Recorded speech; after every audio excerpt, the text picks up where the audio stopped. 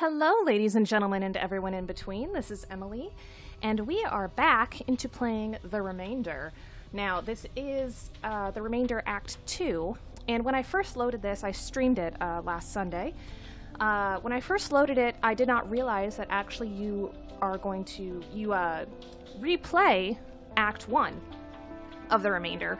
So as I got to what was our starting point, I actually realized that I had made some different choices from when we first recorded The Remainder, so this will be a little different than what we might have gotten had we continued to play Act 1, which, if you may or may not remember, the developers so kindly reached out to us to play the demo version. So, I am going to keep you bring you a little bit up to speed on this version. In this playthrough, we did not realize that there was a bit more of a loving, sort of romantic relationship between our protagonist, Veen, and Ilar. So let me read up to where we are so far. But first, I must survive. Then I might get some answers. And later, I will consider my retirement. I fold the letter into a square and tuck it into a sleeve. You would agree, right? Rest for 50 breaths, then return to the task. Yes. 1, 2, 3... 50. Alright, time to go. I dodge through the swirling debris and soon stand before the massive desk, corralling my thoughts. What needs to be done? Copy the sigil, find the black salt, get something sharp, memorize the mantra. All tasks are done by reduction. Subtract, divide, execute. Brevity is magic. Magic, brevity. My heart is racing again at the thought of touching that awful page. I should tear it out and sink it into the abyss before this is done, or at least it might haunt me for the rest of my days.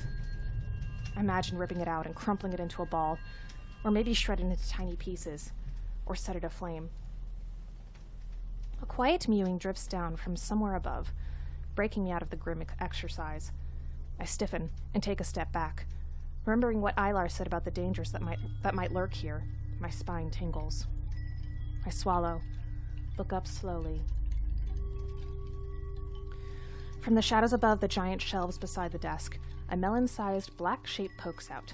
My throat tightens, ready to reach for something to hit with. A pair of pointy ears raise up from the shape, and I inhale sharply. It's a puffy-looking black cat. Devarna, you nearly scared the waters out of me. It blinks, sniffs the air, then hops down onto the table, making nary a sound. Reaching out a hand, I hunch down toward it. It approaches me wearily, sniffing, glancing around, head ducked, occasionally wincing. Come, I will not hurt you. It stops just short of my hand and gives me a flat stare. Ever so delicately, I close the gap and pat it on the head. It immediately purrs deeply and rubs its head into my hand, eyes shut in pleasure. My heart nearly melts. I stroke it all over, feeling its lush fur and the extravagant fuzz on its hind legs. By the Devarna, fuzz pants! Excitement vibrates through me, breaking my voice. Fuzz pants bumps Zur head firmly into me and purrs. I was starting to worry about you. Where have you been all this time? Are you hurt? Do you remember me? I read about you in Ilar's letter. I scratch Zur behind the ear. Abyss Devara makes a grating buzz sound, and Fuzz Pants ducks away, ears flattening, visibly agitated. Z turns around and leaps atop the shelf. I let out a silent, wow. Z stands and looks back at me, tail swishing. Wait, where are you going? Z raises one paw and jabs it twice in front of Zur. The gesture is so purposeful that I raise an eyebrow. Z flattens Zur ears, swishing Zur tail, then jumps down, head bumps me, and leaps up again. Huh? What's the matter? Don't you want to be back with your human, Ilar? They'll be so excited to see you. Fuzzpants blinks, swishes her tail, then pads off into the gloom. Hey, wait! And they're gone, I say, dejectedly looking up. The beams and joists high above me still seem quite intact. I can't tell at all where the cat has disappeared to. It could probably get to anywhere in the library from there, or even other places in the tower. For a blink, I wish I were a cat. I smile, recalling the softness in my hands. Is he's as temperamental as her human, that fuzz pants. Too bad. I'd have liked to bring her to Ilar. Then again, I might get another earful for wasting time on distractions. I can almost hear Ilar's accusing tone. Peering up again, I click my tongue. You'll be back sooner or later, right? I could use a friend. I sigh, forcing down the pang of loneliness. Enough. I need to get that spell. I straighten my spine and nod to the journal. You and me, journal. A page turns over by itself. Surprised, I make a face. You are a temperamental one too, aren't you? I turn to page 58 with extremely cautious optimism. A quick darting peek at the sigil. No whispers. I resist the urge to lean in and listen. So far, so good. I place upright an overturned pencil holder and pick out a 2B, 3 milli thickness, and a blank sheet of paper from the stock shelf, civil post size, fine grain. I didn't notice these details last time. Lost memories trickling in? This is good. I can do this. I am in my element. Performance of work. Fulfillment of duty. The confidence seems to jog something loose in my heart. Thoughts spring up. Inquisitive. Intelligent. Foreign. I hear them like a stranger eavesdropping on myself. The whispers were the problem. Need to drown them out. Breathe through a constricted nose. Make it continuous. It makes sense, I realize. I should try that.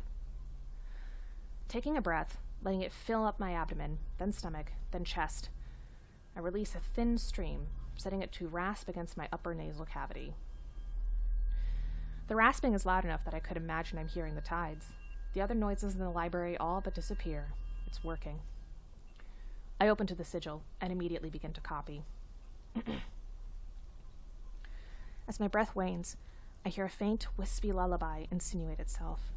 No, no, no, not that. I take a quick breath and scrunch my nostrils more, forcing the rasp louder. It clashes with the whispers.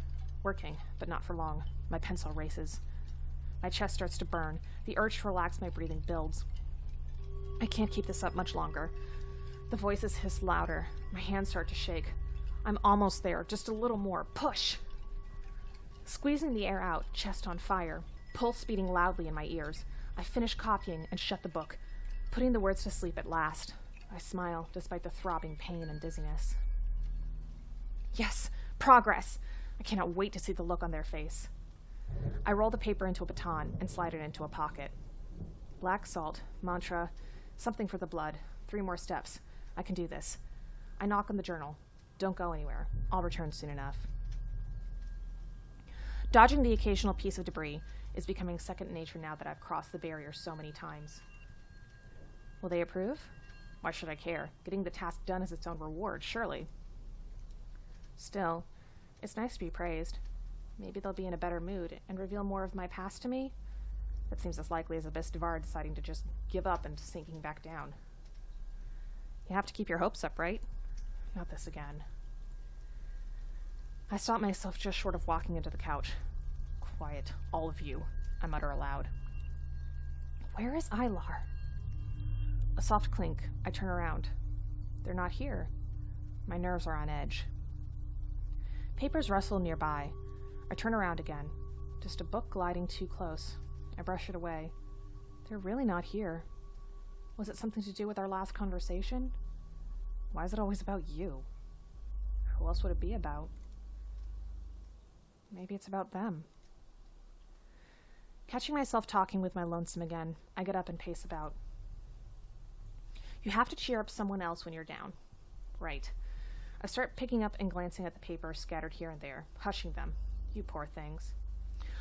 Oh yeah, so in this one, apparently the letter box, this person tried to open the letter drawer again, and none of the letters were in the drawer in this playthrough. But the letters floating around in the room are speaking to them and running into them. And it turns out that Ilar had left notes to occasionally fly into our protagonists and bump into them. More letters. Are those verses? Every waking momentary switch off track, progressing nowhere withal. Things half remembered, that moment of terrible recognition, of the familiar stranger, then a drunken dream one never wakes of friends close, but kept my enemy closer, closer, until they were inside. Unsigned, but written in the same rigorous hand as the journal. I look all around the table. How many are there? I wanted to. I have whispered it inside, and almost said it aloud. But whenever I endeavored to, something would interrupt me. A journal entry required editing. A specimen needed dousing. Water sensors had to be refilled. A mantra for the next ritual demanded further articulation. The afternoon tea and mapacho? Curiouser and curiouser. Who are these for? I can still do it, you know. My intellect and the knowledge of a lifetime still fill my heart tree. The relics and mantras ready. The homunculus nearing full maturity. Nothing prevents this. No material thing. Why can I not? If only you... If only... Sorrow. My brows wrinkle, like the whispering in the journal.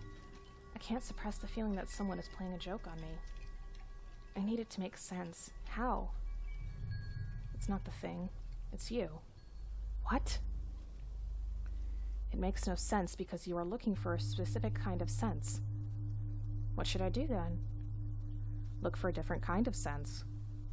But how? The inner voice falls silent, soft clinking behind me. I tense up, turn to look, expectant. It was only a triplet of glass cups swirling. Still no Eilar. For Lura's sake, where are they? What would they say about these letters? Oh, also in this playthrough, in the stream, you can see that we actually found out who Lura was. Lura was idolized by our protagonist, but somewhat disliked by Eilar.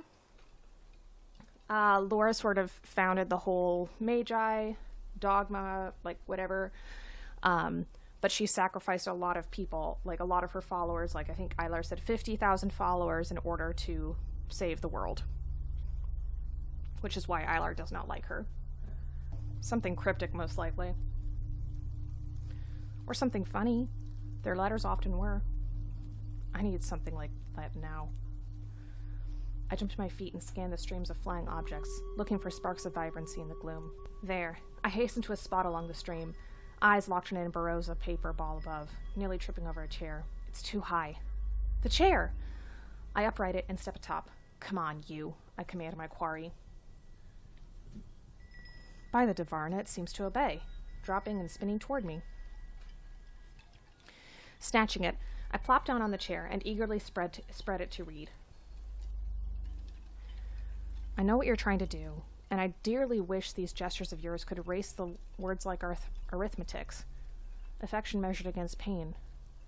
But it isn't so simple. I'm sorry. I wonder what I was trying to make up for. What else is there?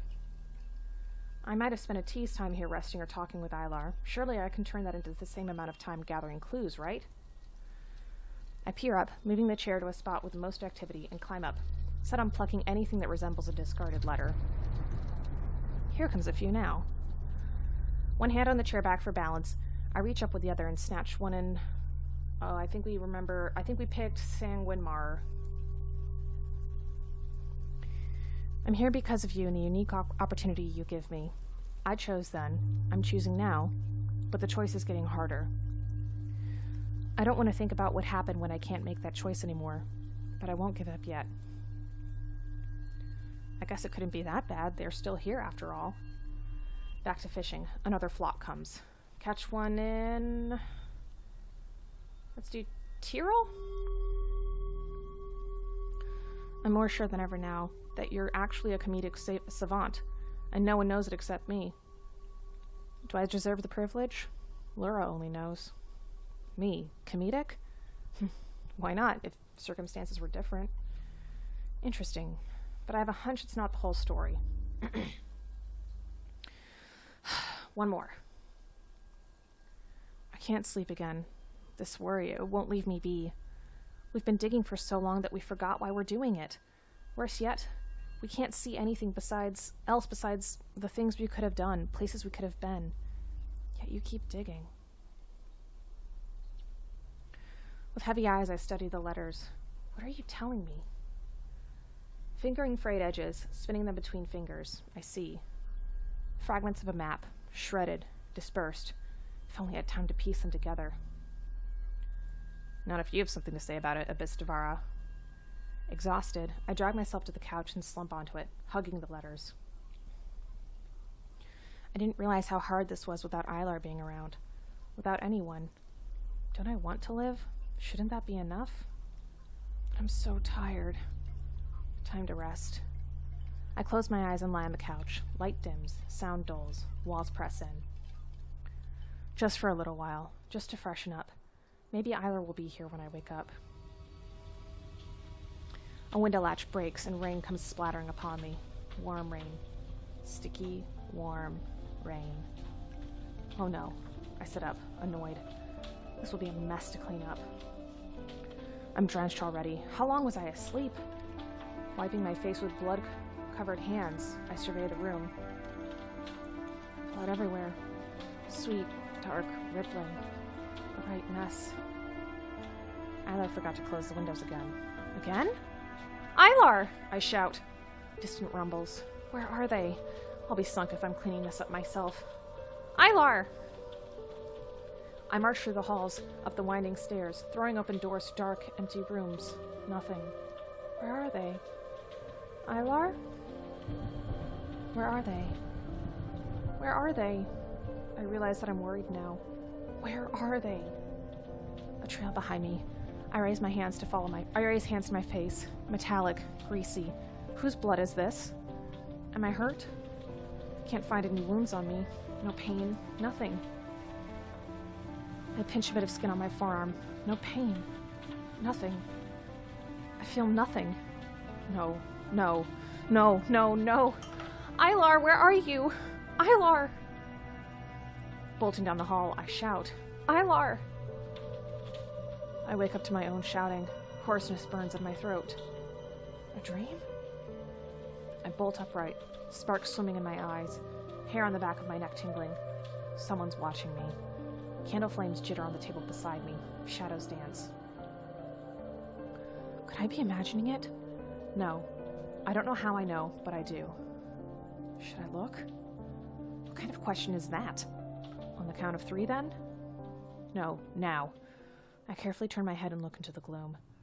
Has it always been this dark in the library? Streams of debris undulate lazily through the air, occasionally shuddering in sync with Abyss Devara's droning. A pocket of deeper darkness draws my attention. A pair of golden jewels glint at me while being oddly stationary against the ever-moving debris. I squint.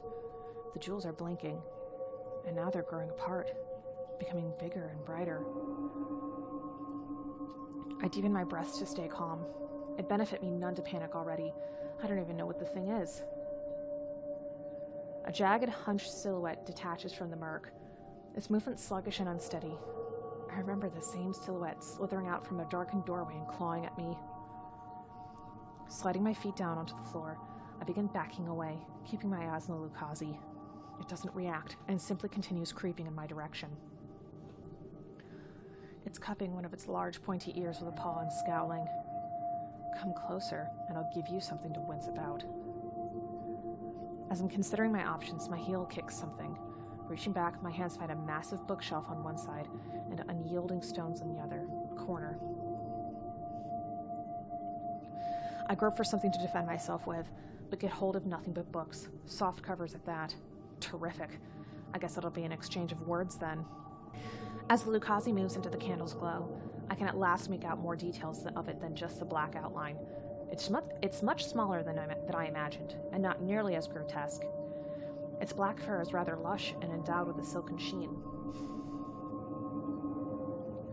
The creature lets out an exaggerated yawn and shudders, revealing a set of vicious teeth.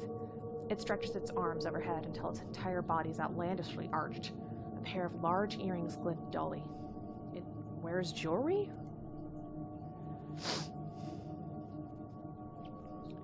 I'm scoping an escape route when the Abyss Devara lets off a rumble. The creature throws both paws over its ears and lets out a pained meow.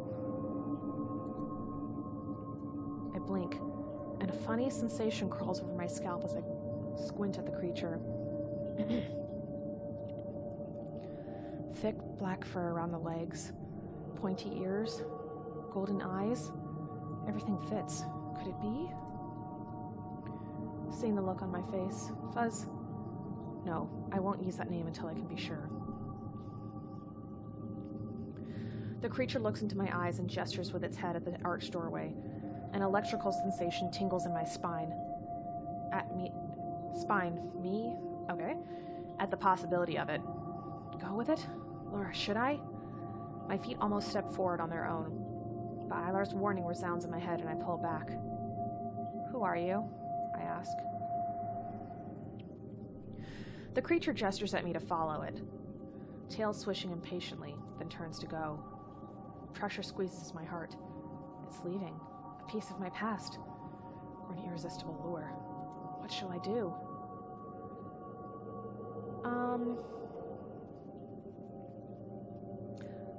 I think I might actually keep silent. This was the interesting thing about Act 2. It said sometimes even if you don't respond to these timed answers, you will get a different response. So this time I'm going to keep silent. How do I know I can trust you? I say with more authority, but a note of desperation too. The creature stops and glowers at me with lowered ears. If you know me, or Ilar, then prove it to me, and I'll go with you. I set my heart not to move from this spot until the creature answers.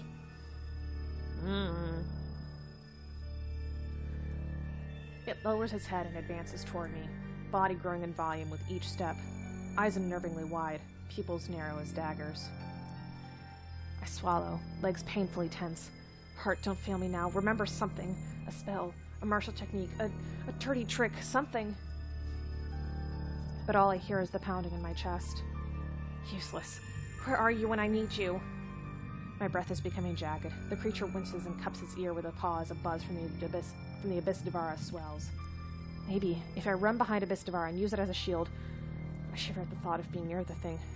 But I'll have a chance at least. I plant my feet and steel my nerves. It's getting close. Not yet, I say to myself. Abyss Devara lets out a blaring groan just as the creature reaches for my arm. It shrieks and twitches wildly. A claw grazes my shoulder and I flinch. Okay, so I ran for it last time, and it almost sucked in the creature, so I'm gonna stand my ground. This time. Now's my chance. I yank my arm back. My elbow slams right into the wall behind me, sending a wave of numbness through my arm. My other hand rises to guard my face. The Lucazi recovers, hisses and grabs my wrist. I feel the click of my joint before a withering pain makes my arm go limp completely. My knee kicks up, connecting with nothing more than thick fur. I swing my free arm at the creature's head. Book in hand, it dodges effortlessly. I reel back for another strike, but lose my balance and tumble back into the bookshelf. Before I can swing the book again, the Lucazi catches my free wrist and pins it to the wall. The book is knocked loose and thuds into my head. A barrage of soreness and pain assaults me from every side. I grunt and push back with every fiber I have, but gain no ground. The creature locks my wrist still and glares at me with fury in its eyes. I grimace as it peels back its lips, exposing its fangs, and begins to make a rhythmic, raspy sound. Torrid, salty breaths hit my nostrils. Feeling a stinging in my eyes, I squeeze them shut and grit my teeth. You can beat me, but I will not be shamed. After a few breaths, a no-killing blow comes, and I realize it's only holding me still, mouthing the same rhythmic words with more venom in its voice. A curse? By the depth, I might be better off dead. Closing my eyes, I shout into the depth of my being. For Lura's sake, do something! Ilar! There's no answer. There's only the rasping, and Abyss Devara's buzzing. A cold spreads over my scalp. They're not coming. No one's coming. It's just me and the Lucazi. A tingling squirms its way through the torrent of sensations, a tingling filled with energy, swimming up my spine. It's a voice. My voice.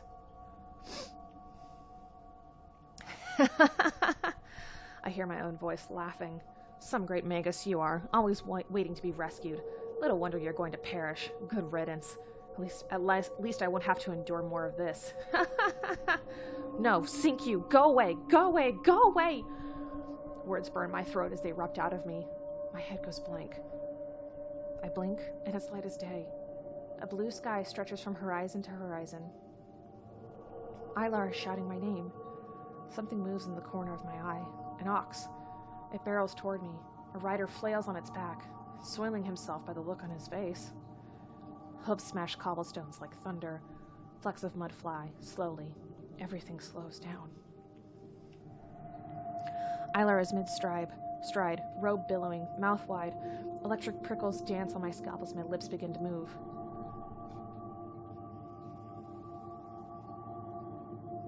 Prickling turns into liquid energy, condensing into my head. Behind my eyes, I sing the words and raise a finger by a hair. The ox lets out a distorted grunt as it, along with the helpless rider, fall upward like a dandelion in the wind, gliding over me harmlessly. The words. What were they again? Oh, yes. My lips move, forming the simple syllables. The world before my eyes comes aglow. Shining tendrils of liquid light flows through all, moving all, holding all in their sway. But for this one breath, they obey my song. Thousands upon thousands of tendrils converge on me, rush into my chest, through my hands, striking the Lucazi. It sends sailing through space, crashing into debris as it does. A sickening sensation grips my stomach as I realize it's headed straight for the Abyss Devara. No, I didn't want to. In an inhuman feeling of agility, the creature kicks a stone mid-flight, propelling it aside. The stone shoots off toward a group of shelves in the corner of the library, sending them tumbling and crashing, making a thunderous ruckus. Headlight like a cloud, my eyelids flutter and lose focus. Tingling energy flushes through my scalp, down my body, and out of the soles of my feet.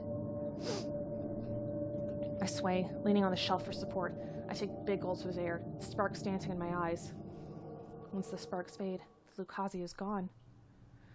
I sigh the longest sigh and close my eyes, tilting my head back. That was close.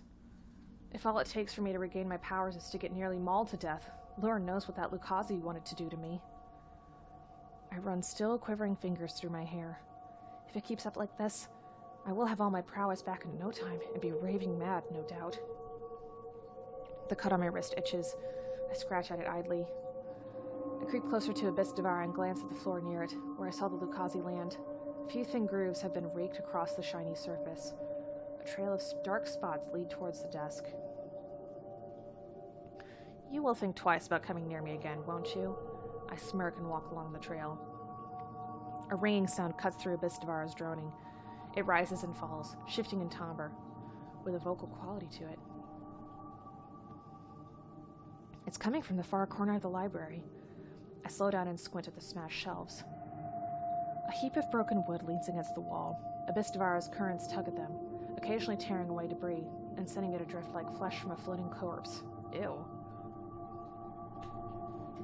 A small triangular gap at the base of the heap shelters a pocket of darkness. A speck of something winks at me from within. Ring, ring, woom, ring, it echoes. Come to me, ring, cling. I hear a whisper and hold my breath. Come, cling, cling, come to me. There it is again. The hair on my neck tingles. I tread cautiously, eyes focused on the bright speck in the dark space. A small metal bowl is hovering in the air, spinning and ringing. Every time the sound rises, my piercing shiver in sympathy and I wince. Crawling on hands and knees, I enter the hole. It's narrow and nearly pitch black inside. I swallow, tasting blood. My head leans toward the bowl as if pulled. This close, the ring sounds different. Ring, greetings, ring. I blink. Hello? Who are you? The ringing swells, and this time I hear it clear as rain. I am the one who knows. Who knows what? Oh. Isn't that convenient? Care to tell me something useful, then? The bowl rings with laughter. Knowledge is the gift of the deathless. Usefulness is the conceit of morals. You may decide, but first, ring, make an offering. Cling. The vibrations set my teeth clattering, making my tongue piercing squirm. Blood trickles into my mouth. I touch my tongue with a finger. It doesn't hurt. I hold it up to the bowl. You mean this? Knowledge for blood? The bowl ceases spinning and bobs up and down. Why do you want blood? A hearty laughter rings out. You misunderstand. The removal of blood is for you, not me. For me? What can that possibly do for me? So that you may hear, sleepy Magus. That tells me nothing. It seems to be very good at saying a lot but revealing little. And yet, I want to hear more. Is this a trick? How do I know you're not a Lucasi? Ring, ring, ring. You don't. I sigh. Make the offering. Alright, we got nothing to lose. I'm agreeing.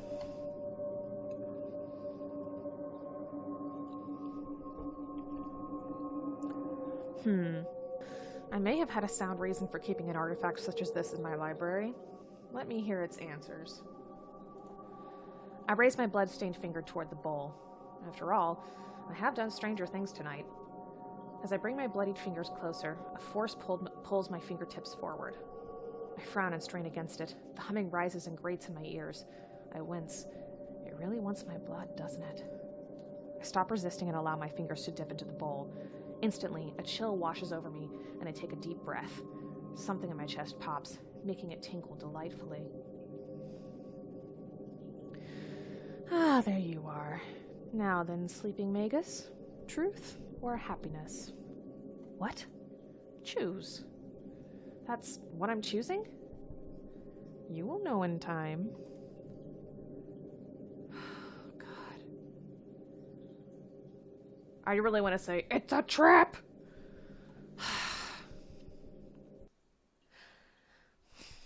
I feel like Amanda would tell me to say it's a trap. But, I don't know. For me, in my life, I just want to be happy, so I'm just going to pick happiness. Happiness, of course. You surprise me, Magus. Rarely do the living possess such good sense. Very well, I shall point you towards happiness. Wake up and walk away from here. Never return.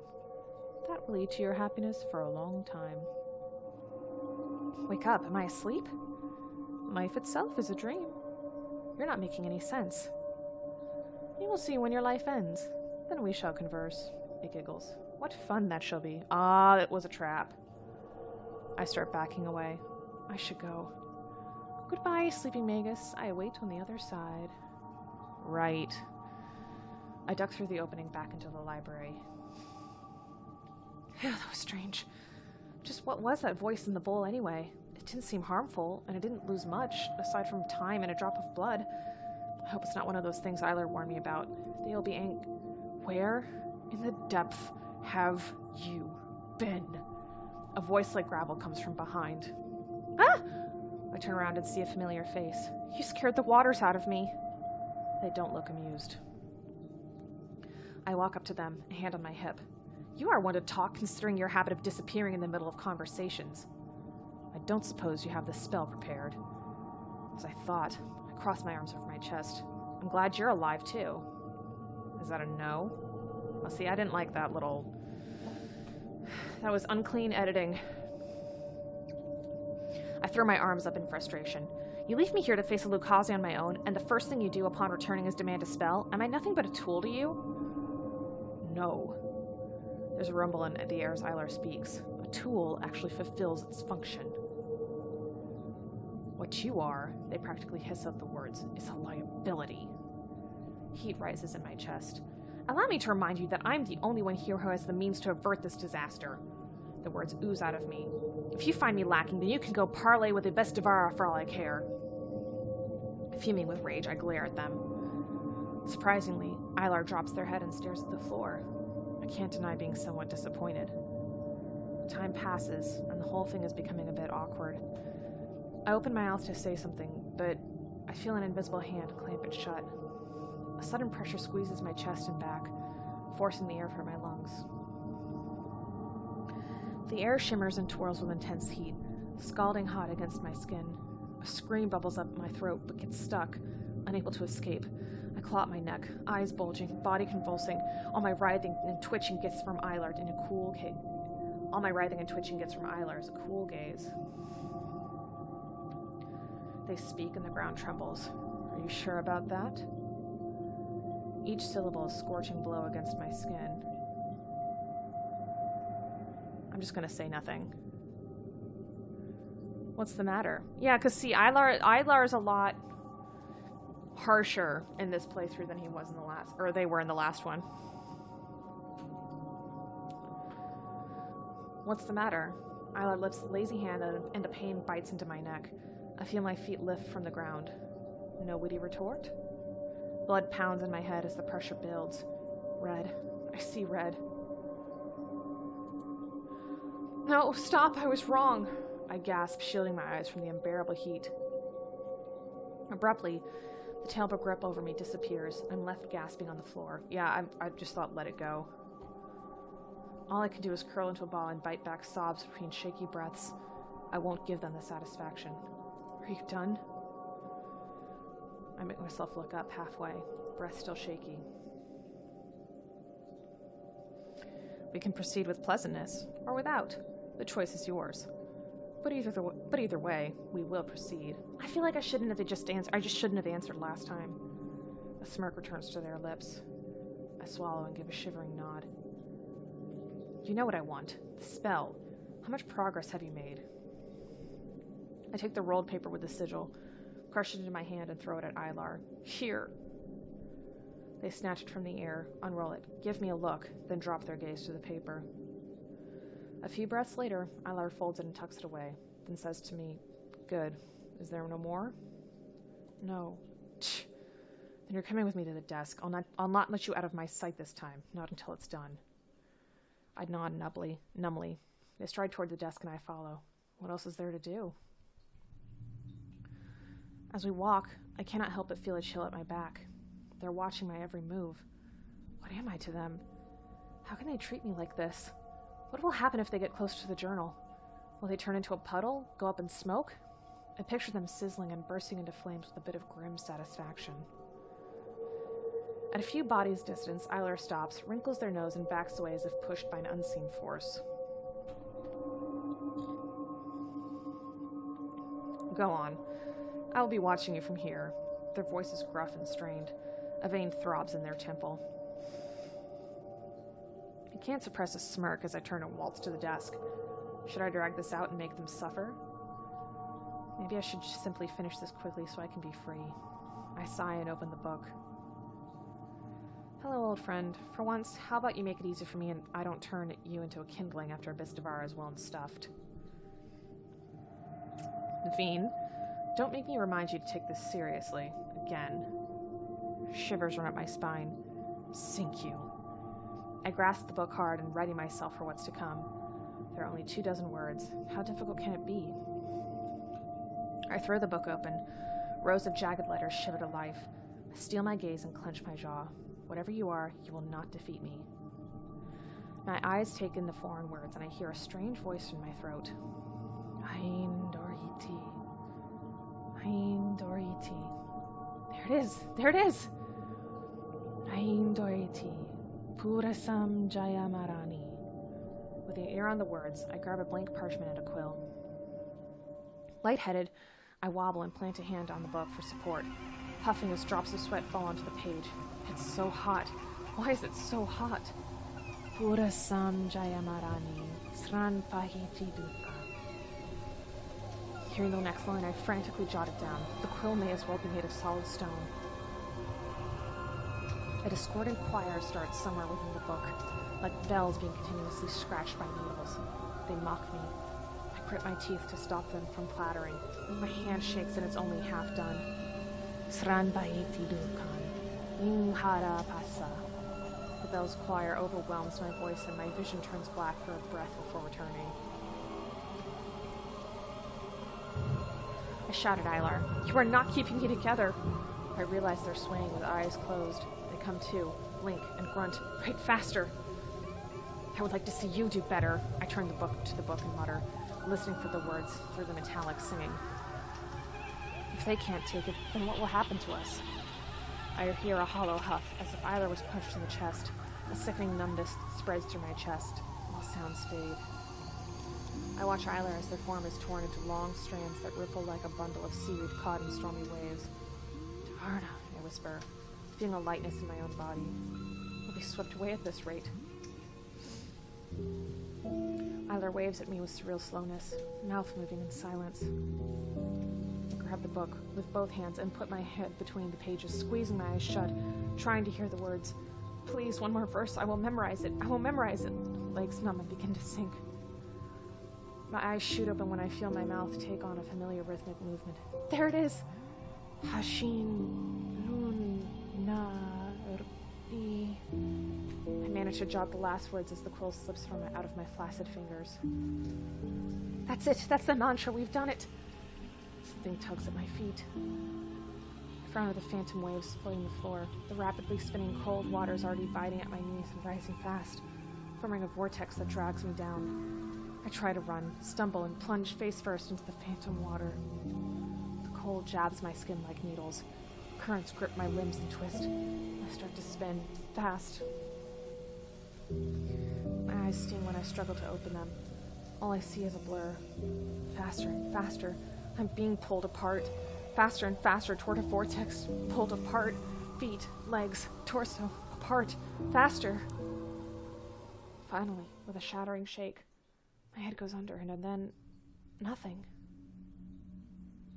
I open my eyes to a murky darkness. It's thick, thicker than water. Something glows nearby. A sigil, shriveled and torn, loose strands wrapped desperately around me. I yell, but instead of my voice, the sound of an ethereal stringed instrument rings out from me. The sigil shimmers like a dying lamp bug. A lamp bug that whispers? I draw closer. Veen. Veen. Ilar? Is that you? I reach out a hand to tug on it, then frown.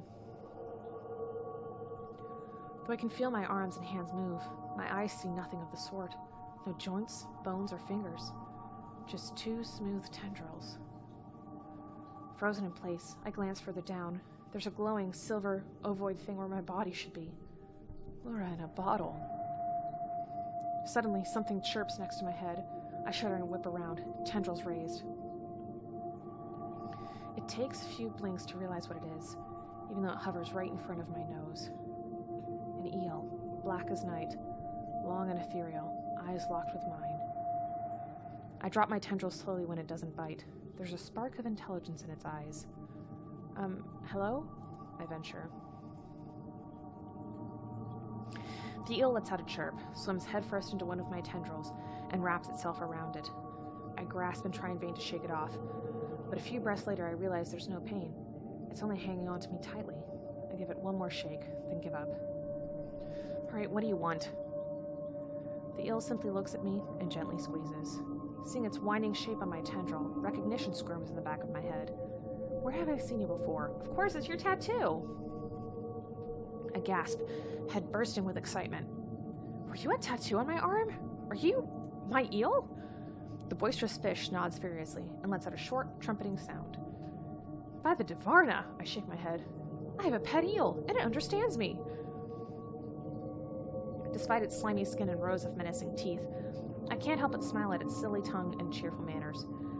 I give its head a tentative rub. Are you a good eel? Will you help me? It lets out a short trumpet sound as if to say, yes, then rubs its head so hard into me that I topple over. My surprised yelp turns into a laugh as it snuggles me aggressively. All right, I push it back. So you're no mundane animal, obviously. Do you know where we are, or what sort of body this is? I tap my egg-shaped vessel. The eel gives a short yap and within a blink flattens its body into a perfect disc. I stare at it with widening eyes. On the disc's smooth, reflecting surface, I see a silver egg with tendrils. Ugh. It's no human body, that much is obvious. I frown at the sigil next to me. I guess that is Ilar, then. They're in no shape to be creating my vessel, so what? A horrible sinking feeling in my stomach interrupts my curiosity as my eyes fall on several jagged spots, holes in my body with loose threads tethered to them. An urge to gag rises. It's as if the very act of looking has disturbed them, and they're now aching like old wounds. I notice the odd way these loose threads are moving, like something is tugging at them in the other end, somewhere far away. I trace the threads, squinting at the distant, dark expanse. They're barely visible, but I imagine to notice little twinkling lights. Hunger, thirst, longing, they erupt inside me. I feel myself arrested by an irrepressible force and rush toward the specks. I want them. For a few breaths, the rest of the world vanishes, and all I can see are the specks becoming bigger and brighter, and then I blink and find myself in front of one. It looks like a fish made of living symbols, a language I've known and forgotten. My tendrils reach out by themselves and bring it close to the hole it's tethered to. The fish's symbolic form unravels and weaves into me. Shapes and lines intertwine, spreading over the hole. I recoil at the burning. A few blinks later, it reaches a painful climax and starts to melt into a comfortable numbness. I sigh and watch lazily as countless pinpricks of light spring out of the darkness, pairs of them, rushing toward each other like eager lovers, vanishing with a spark when they meet. Hundreds of them, thousands, 100,000, turning the darkness into light. I squint as a shaded canopy gave way to the brilliant Amberosa sky. We emerge from the woods, boots rustling on the leafy path. They say the profounded sages pass on to a golden realm where the sky is forever Amberosa, but I was never one to take a hearsay as truth. I turn to Ilar. Do you think plants in the divine realm could photosynthesize in that golden light? Would they have red leaves? Ilar blinks once at me, then twice, then bursts into laughter. A gust of wind blew by that just then, playing with their silver hair. A flurry of fallen petals flew past us, making my heart quicken. Ilar's laughter splashed over the wide meadow. I stopped, hands on my hips, and waited for them to finish. They can laugh all they want, but I didn't think there were such things as silly questions, and I wanted my answer. But they kept laughing. The sky dimmed. I waited and waited, and then it was dark. A sinking feeling fell over me like rain. Alas, it was only a dream. A nudge at my side pulls me into the cold present, on the edge of the library in the other realm. My eyes soured at the sight of it. At least I have you. I touch the eel snuggling next to me. Glancing at the spot on my body that still tingles, I can't glimpse even a tiny seam. The hole is completely gone. Something swells in my chest, a buzzing lightness that lifts me up. When I look at the rest of them, pitch black holes like eyeless sockets staring back at me, I'm no longer overwhelmed by dread. A sliver of curiosity is there too. Just how many of these are there? Straining to look behind me only makes me turn in circles. The eel gives me a worried look. I want to see my own behind. I mean, my back. You know what I mean. I wiggle my tendrils impatiently. The eel trumpets, moves slightly behind me, and transforms into a mirror disc once more. Is that? I blink again and again, but the horrible sight remains. Nearly the entire backside of my egg-shaped vessel is missing. It takes a while for my breath to calm. I turn to the eel. Do you know where? It yaps before I can finish, sniffs furiously at the vast emptiness, and dashes out. I grab Ilar and grumble. How does it feel to be dead weight? Then hurry after the eel into the void. Alright, I'm gonna save this and stop here. This is getting really weird. Hopefully this story will wrap itself up. But, until then, I'm Emily. We will see you in the next video, and we're gonna keep playing the remainder until this is done, no matter how odd this story gets. Alright, we'll see you guys later. Bye!